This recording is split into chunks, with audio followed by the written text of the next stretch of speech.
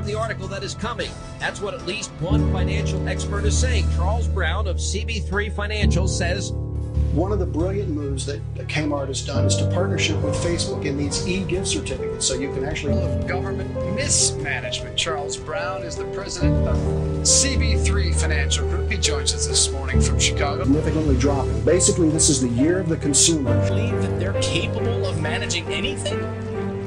Well, it's sort of like handing the keys to the chicken coop to two wolves.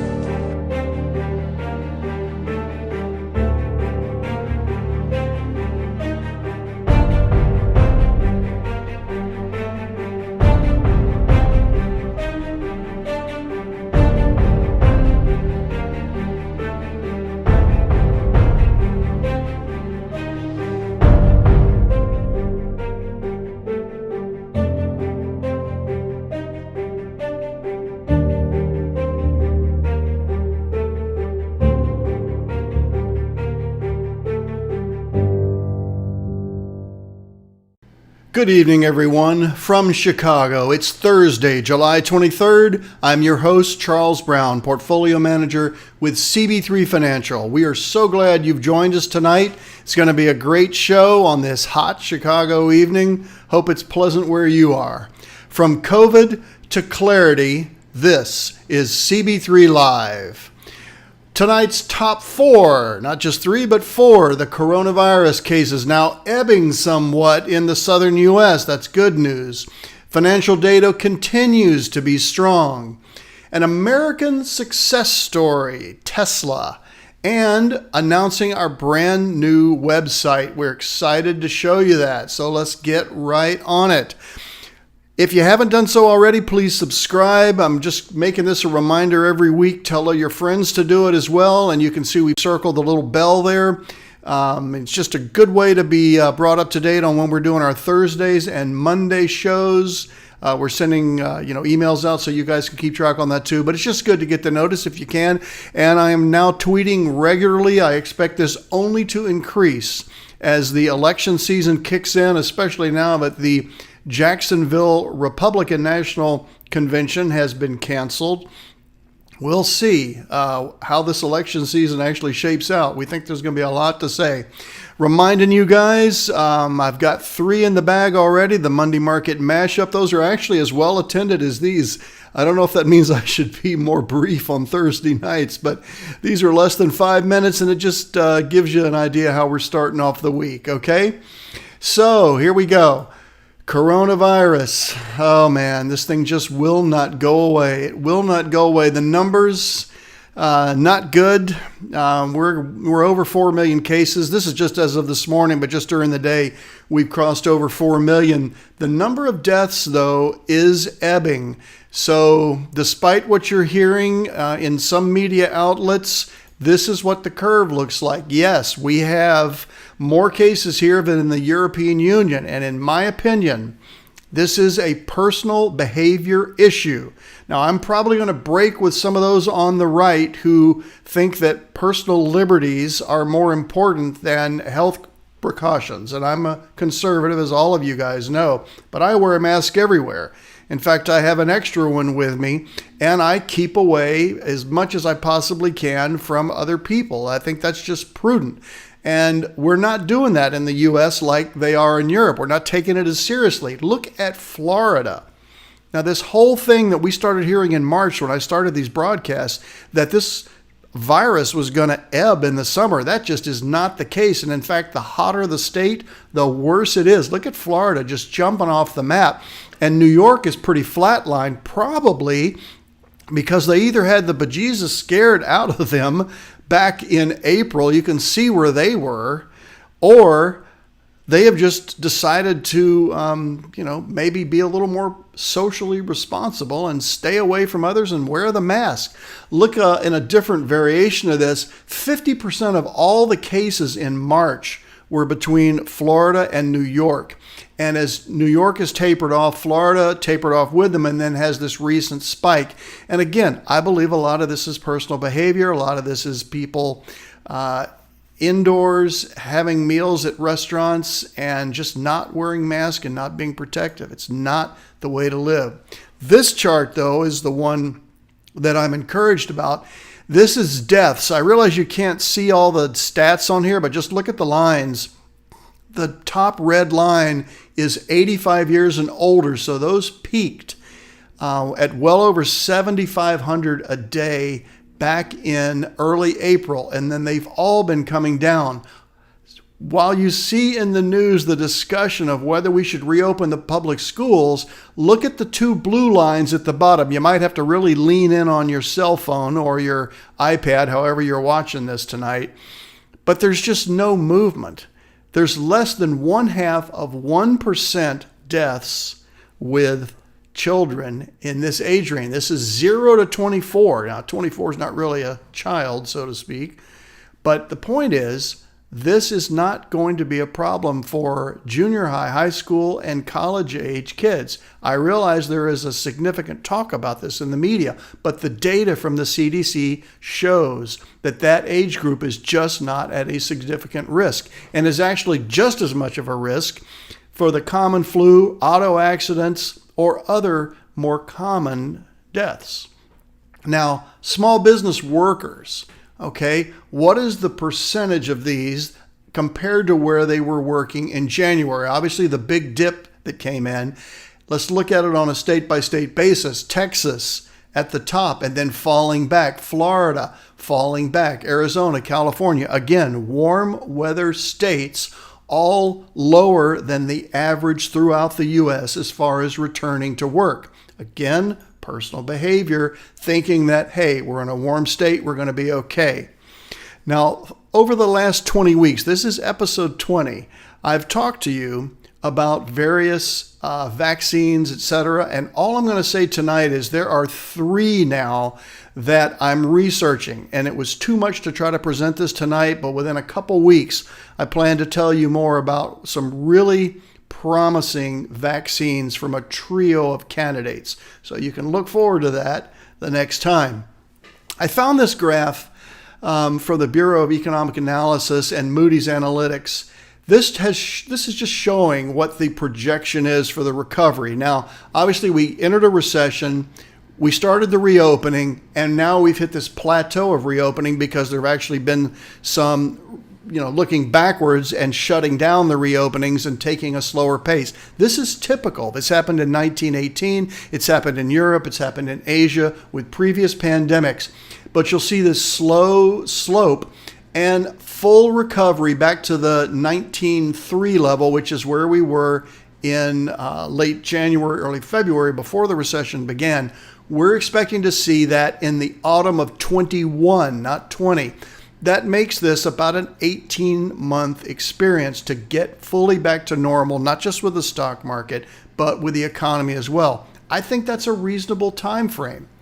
So what I'm going to be watching over the summer here, and you can't see all of these if you're on a phone, and I'm sorry, but basically these timelines are the end of relief packages. So July 24th, the eviction moratorium. So they couldn't evict you if you weren't paying your rent all the way from March. But July 24th, that expires, and you got to start coughing up the money for rent. Final payments of the $600 a week unemployment insurance is late July. Congress goes on recess in August, and then the PPP loans, et cetera, et cetera. You guys can freeze this frame if you want to come back and look at these timelines. Here's the bottom line that I'm watching as your portfolio manager. We need to be cognizant of when cash flows are drying up and how that affects consumer behavior, because as you know, consumers drive nearly 70% of the economy. So I'll be watching that very carefully as we head into Labor Day. So here's my first question for tonight. We have 2 competing crises. Literally, just after it looked like we were going to get COVID-19 under control, we had the racial tensions and the civil unrest. So what is your greatest concern that you would like me to address on this program? Answer A, I think COVID-19 will ultimately cause great financial loss to my portfolio. B, I think civil unrest will ultimately cause great financial loss to my portfolio. Answer C, I think both crises will ultimately cause great loss. Or D, I think neither crisis will ultimately cause great financial loss. So I'm thinking one of those four is going to be the answer you have. And I'm going to now look through while you're catching up with a 20-second delay. I'm going to look through and see who's here. Hey, Karen, how are you? Here, ear to ear. Great. I think you're still in Illinois, but heading out to Arizona pretty soon. But glad you're here. Hey, Debbie, from my hometown. Hope Steve's recovering well. All right. I think our 20-second, I'm looking at my clock over here, the 20-second delay should be catching up, and I should be getting some answers from you guys. So what is it? What do you think it is? Okay. All right. We got some answers. Answer A. I think COVID-19 will cause great financial loss to my portfolio. Okay, Debbie, that's good. D, that's why I hired you. Okay, Nellie. A for Thomas. All right. Well, guys, it hadn't happened yet. Okay, we're going to actually dig into this later in the program tonight. But this is helping me to know how to plan for future episodes. Okay. I'm going to wait a little bit longer. Anybody else? Anybody else? All right. Karen, we got an A there. Okay. So we got quite a few people thinking COVID-19. Well, you must be thinking in wave 2 because wave 1, not so much of a problem, especially if you're invested in the right areas. If you're one of my clients, you should be doing okay. Certainly you should be positive for the year. Okay. S&P barely positive. We'll get to that in just a few moments here. All right, I'm going to move on, but keep on sending in your answers if you want. So let's look at the economy, guys, as we do every week. The NASDAQ up 16.6 for the year. It's great to see the S&P in green. Dow is still down and the Russell way down. Now, if you guys watched my Monday episode, and again, it's much shorter, pre-recorded, but the NASDAQ was up 20% on Monday. So the NASDAQ's taken a big hit this week. S&P barely, like a 0.5% hit. And that's because, and I'm using my finger here, we got some market rotation going on. These high-flying mega-cap stocks are starting to slow down a little bit. I mean, all stocks need air to breathe and time to rest, and base, we call it, base being a verb. So, okay, let's see what he's got. Every day is an improvement. That's good. I saw that note. All right, I'm going to keep going here. So here's what the NASDAQ looks like. I want you to notice that the NASDAQ and the S&P took an equal beating on the way down. All right, an equal beating on the way down. See the blue, and you can't even see the orange line because they're literally on top of each other. But look how the NASDAQ recovers, and that's because the COVID Teflon, that's the new phrase I'm using, the COVID Teflon stocks actually were able to recover much more quickly than the S&P. And then if you look at the S&P and compare that to the Russell, this is also, it's a very similar graph, but now the S&P is the winner. Notice it's just barely positive, which I pointed out just a few moments ago, but the Russell is lagging. They both took similar beatings. Actually, the Russell took a little worse beating, and it's taken a lot longer to catch up. And that is because small business confidence has struggled, simply because small businesses don't have the financial resources to last through a major jolt in the market and the economy like this. I mean, that is why small caps have struggled, in addition to the dollar being weak. Small caps like to see a strong dollar. That's kind of beyond the scope of what I'm talking about right now. So existing home sales, I want you guys to look at that teal circle up there on that point. This is the highest month-over-month simple average gain in existing home sales since 2000. That's 20 years ago. Just pause for a minute and take that in. That's a huge number. That means consumer confidence is coming back. Now, the previous data that I showed you, it says small business confidence is lagging. Okay, that's a lagging indicator. This is a leading indicator. Discretionary income. Remember, the consumer drives the economy. 70%, about 68.5, drives what ends up being GDP. Okay?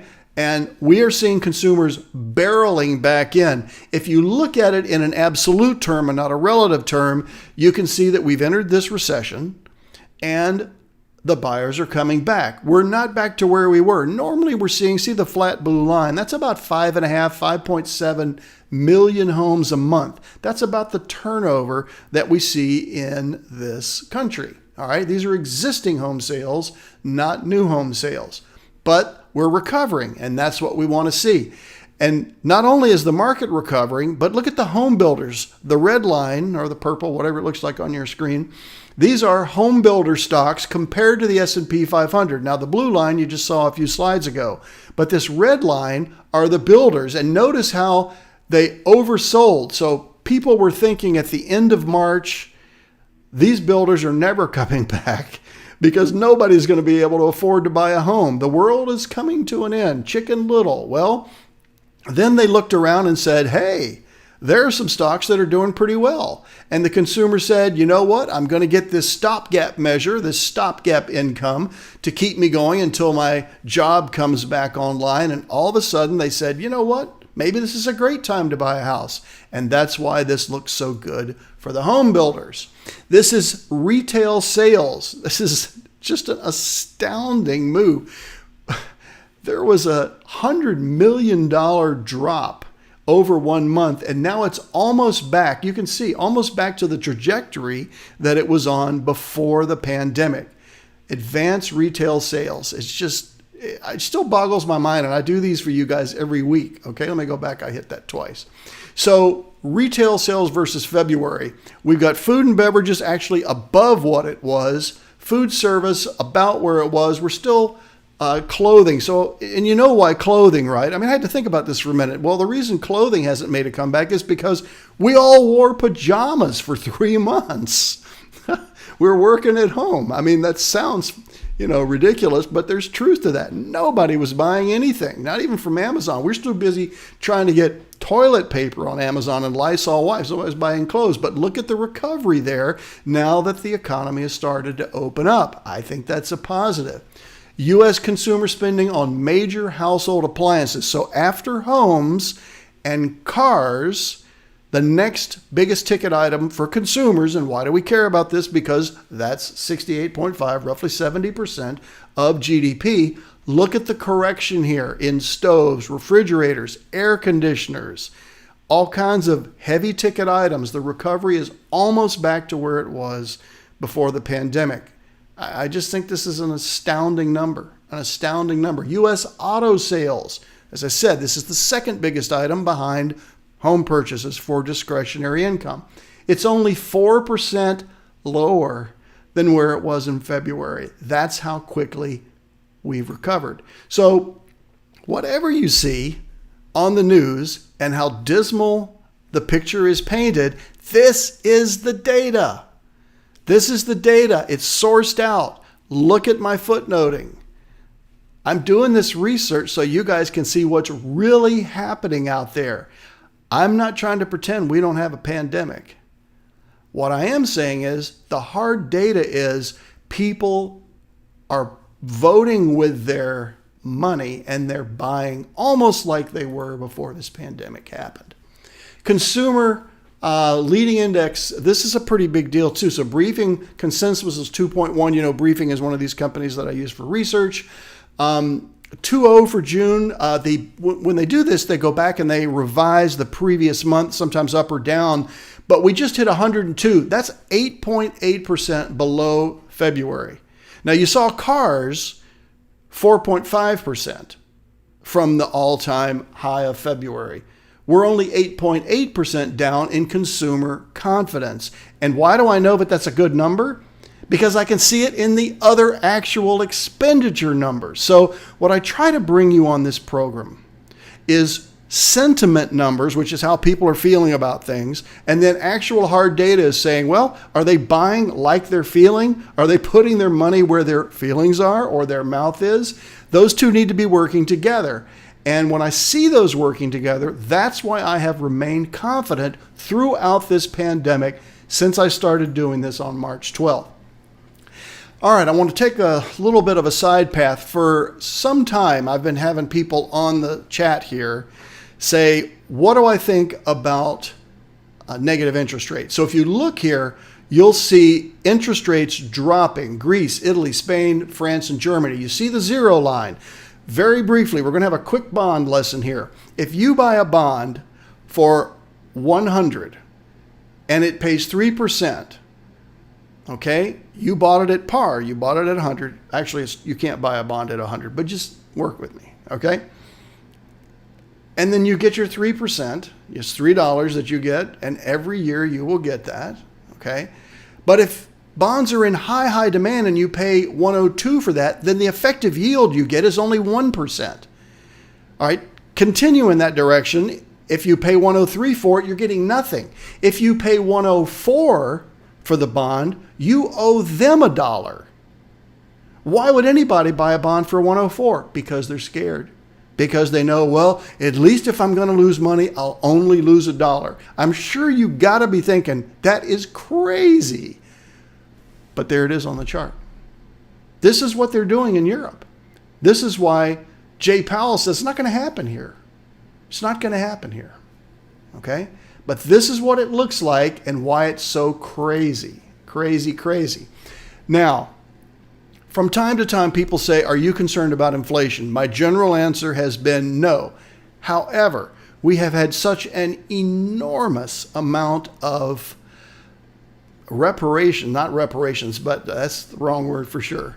The economy has been flooded with trillions of dollars of incentives, of ways to keep people going from not having jobs, giving them money in a paycheck, whether it's forgivable loans, whatever. The next $1 trillion relief package that's coming up. The Senate just got it past President Trump today, which you would think would be pretty easy. But the House now wants to propose one for $3 trillion. $1 trillion here, $1 trillion there. Sooner or later, you're talking real money.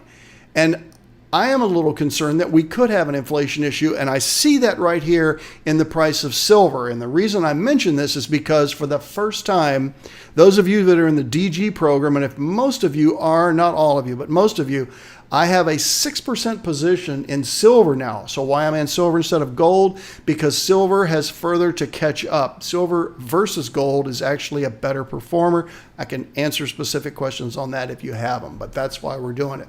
The Philly Fed manufacturing, this is another chart like I showed you earlier. See the little red dot? It's like, hey, did this pandemic really happen? Look at the previous dip between 2008 and 2009. You guys remember how long and how deep that recession was.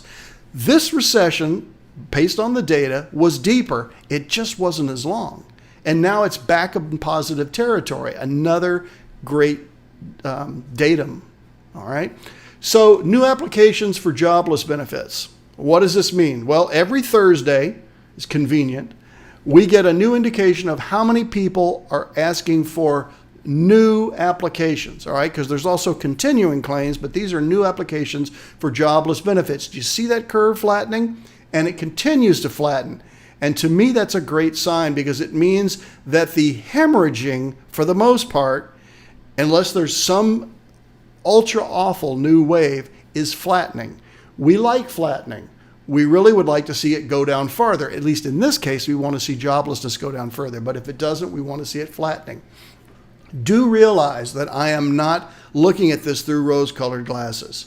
I realize, and this is going back to 1996, that when the labor market takes a hit, it took 48 months between the last recession, 2000 to 2004, and then 76 months between 2008 and 2014. Now, the chart I just showed you was we're going to be back in one projection from the Bureau of Economic Analysis by October or November of 21.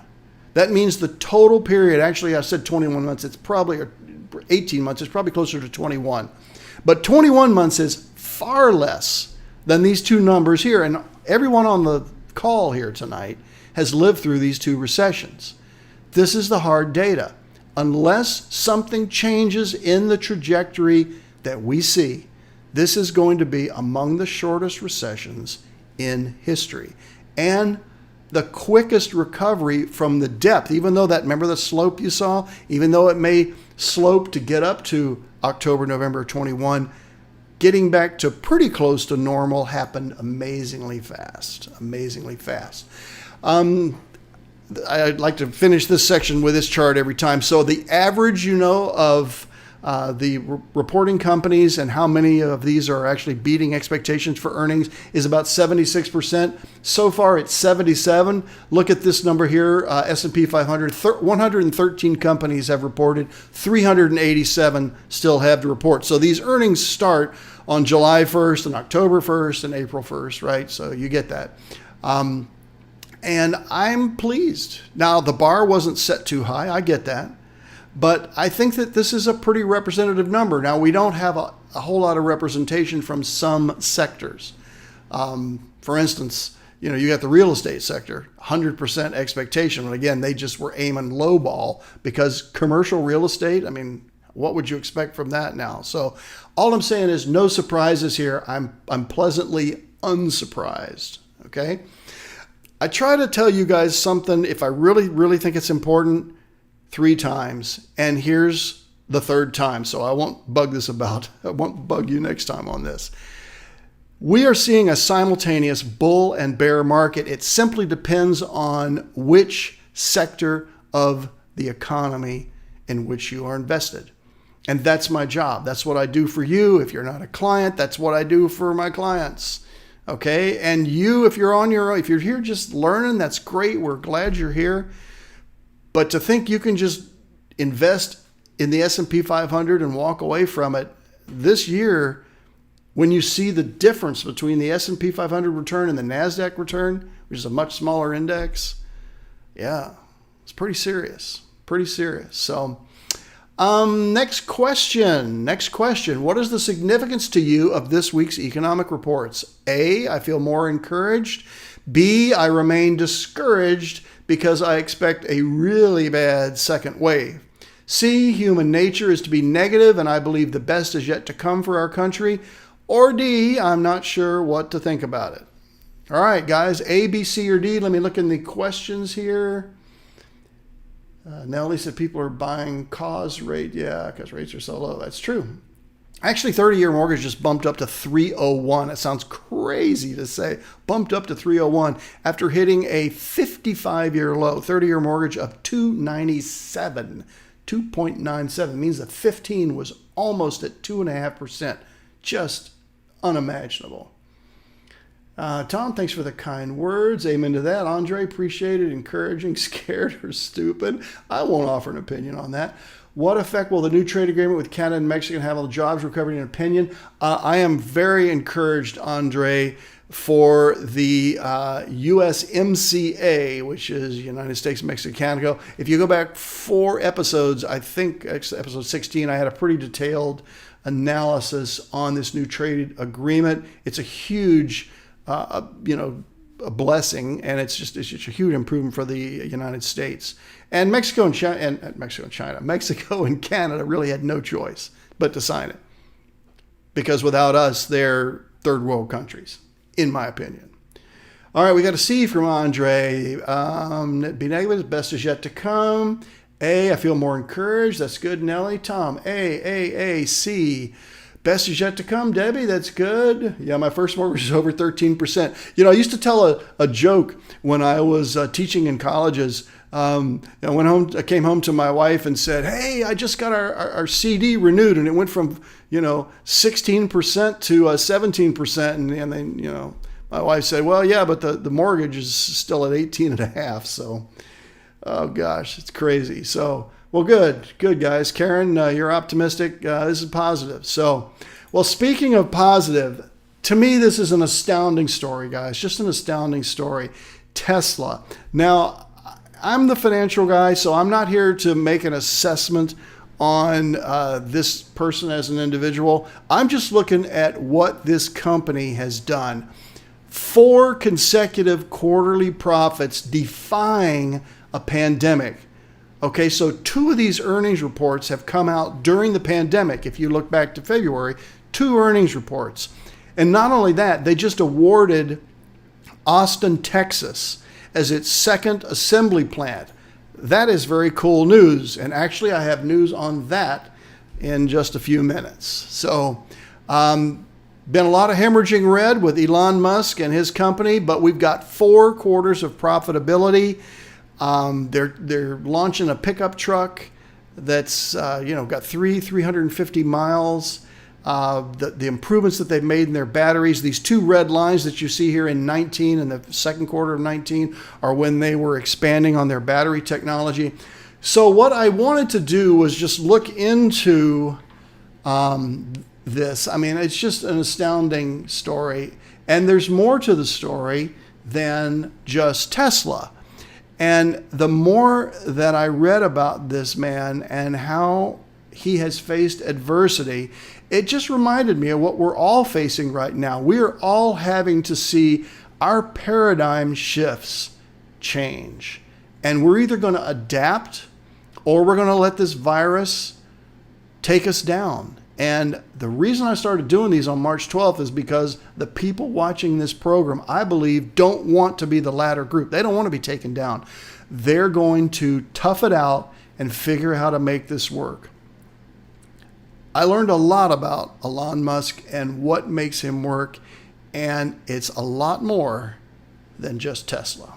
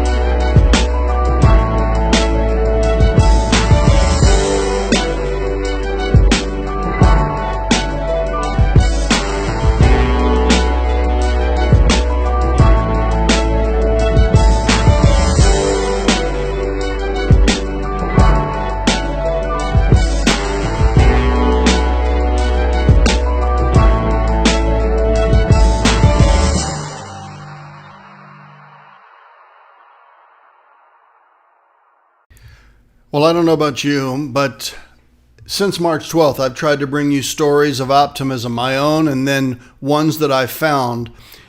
Regardless of what you think of Elon Musk, when I saw all those high fives, I thought each of us might have a group of friends or family, and we'll be doing that later this year or into next year when this coronavirus has finally been rid of this awful plague that it's caused everyone. And it's going to happen because there's an Elon Musk out there somewhere that's working on this vaccine, a woman or a man or a team of people. And I'm so grateful that they're doing that. And that's why I remain an optimist. And I try to bring that optimism to you guys every single week.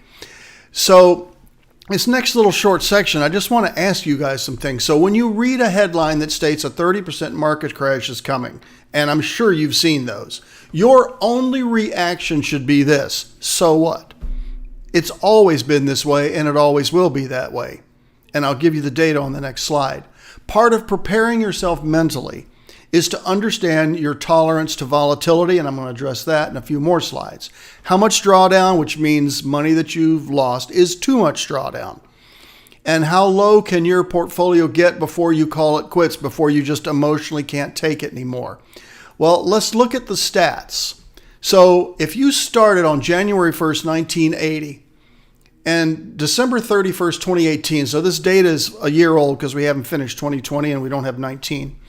But if you miss just the best 5 days in that 18 years because you're out of the market, let's say that it was just so painful on March 23rd of this year that you called your broker or me or somebody that's managing your money, or you just decided to go on and hit sell everything, you're going to miss so far 2 of the very best days of this year, and this year is barely half over. And that would take you from a profit of $659 if you had invested every day for those 18 years to a profit of only $426,000. It's way worse if you miss the best 50 days. This isn't 50 trading days in the year, and there are 252 trading days in a year, roughly, except leap year. This is the best 50 days in 18 years. If you're just out of the market because you're too concerned that you're going to lose more money. Look at your return, $57,000. Okay, so how can you substantiate standing on the sidelines because it doesn't feel right? All right, here is the math, and I don't have a sourcing other than Seeking Alpha on this, but I've done these often enough. A market drawdown of 10% happens about every year. 15% every 24 months, 20% every 4 years, 30% every decade. Stop there. 30% every decade. What did we have on March 23rd? The NASDAQ was down nearly 37%, the S&P 32%. And we're thinking this can't get any worse, and this is going to happen again. Look at that stat. Every decade. I mean, this hasn't happened since 2008, 2009. That's 11 years, roughly a decade. 40% every few decades, 50% 2 to 3 times per century. This is the data. You cannot make decisions on how to invest and when to give up based on emotions. That's why I'm here for you. And if you're not a client, I'm not saying you need to be, but I'm saying you need to not use your emotions to make investing decisions. You can't do it. So my question for you is, how can we help you? Would you be interested in understanding the challenges of timing the market? Now, I mentioned 3 episodes ago that I'm doing these what we call evergreen series, so it's not specific to what's happening in the market, but just a certain topic, and then I'll go into more detail. So would you be interested in understanding the challenges of timing the market, the material that I just showed you very briefly? Yes, that would be helpful. No, I'm glad my advisor knows that. Possibly, but there are actually more important concerns that I have, or please ask me again in 2 weeks. All right, I will give you a few seconds while I look at the comments here. Okay, he will get to Mars. I think so too, Nellie. It may be in our lifetime too.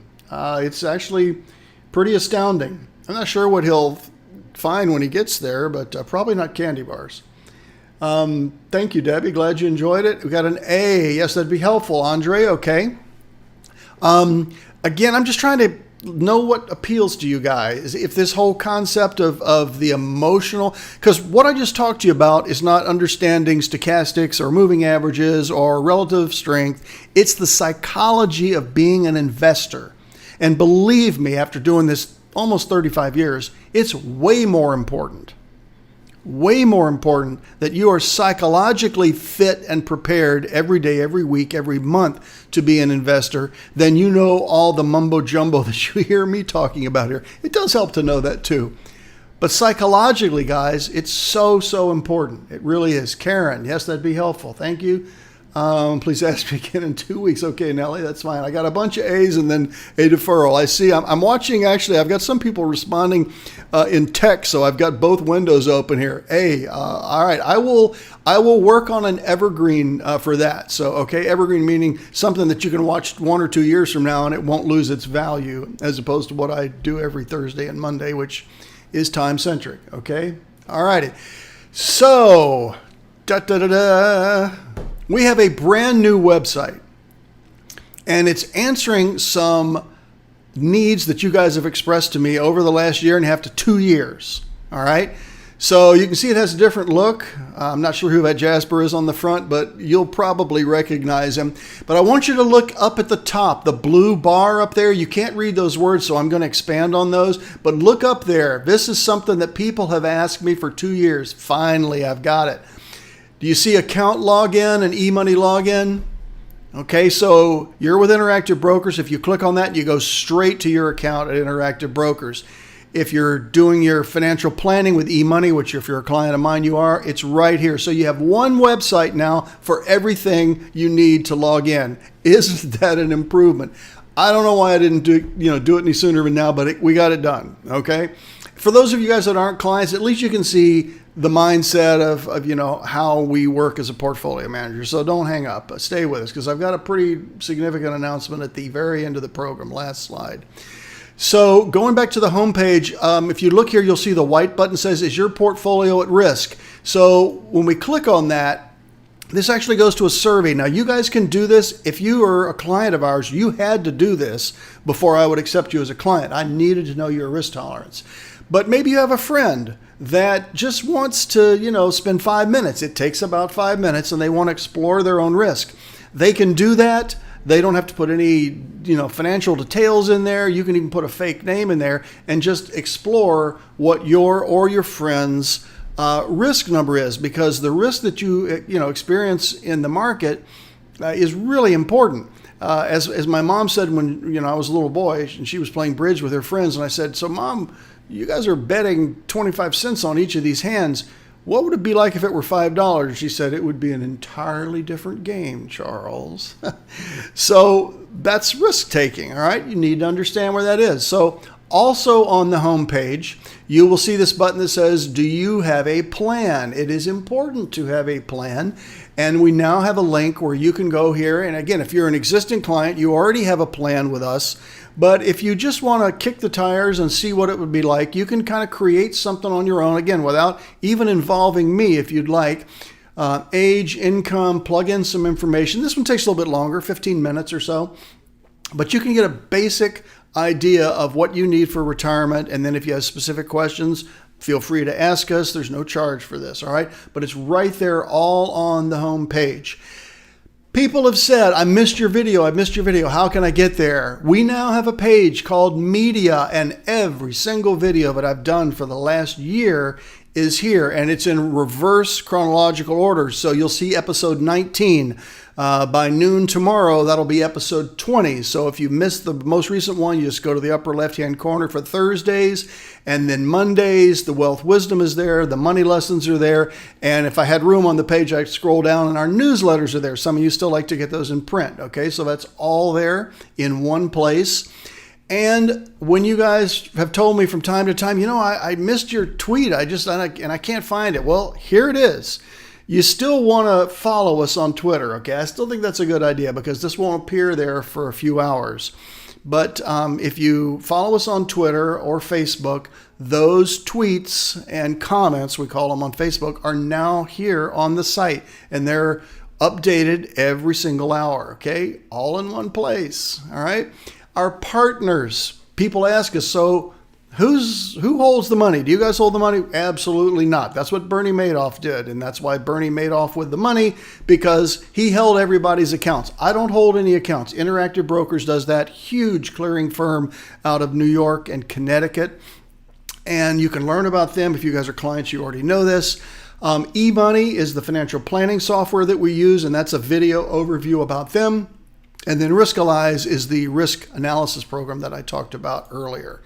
And then if you need legal documents of us, you just want to see if we've done anything wrong and we've got any complaints against us, there they are. The answer is we don't, and we don't expect to ever have any, but we have to make these available to you. So reminding you again, guys, subscribe, get your friends. I'm hopeful you're doing this. Actually, I'm sure you're doing this, right? Telling your friends to subscribe. Click that bell so you get the updates. And doing the same with Twitter. Okay, very important. Here are all the different ways you can contact us. Pretty much any way you want to find, you can find us, guys. It's there. So I end every program with this: for we have not been given a spirit of fear, but a spirit of power, love, and a sound mind. And that's from 2 Timothy.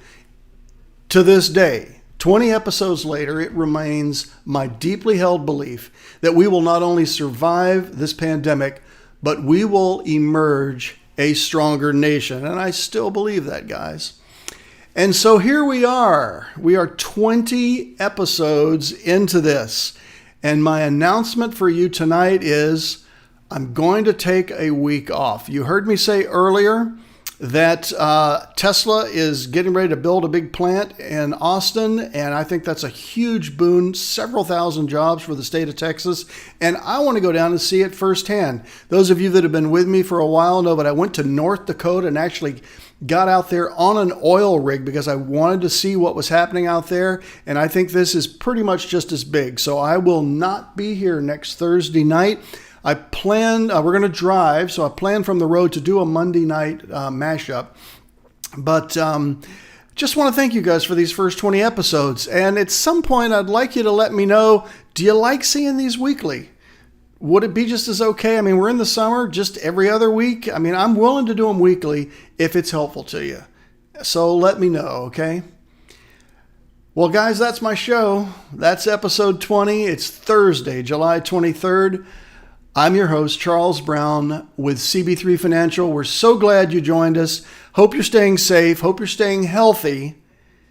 From COVID to clarity, this is CB3 Live.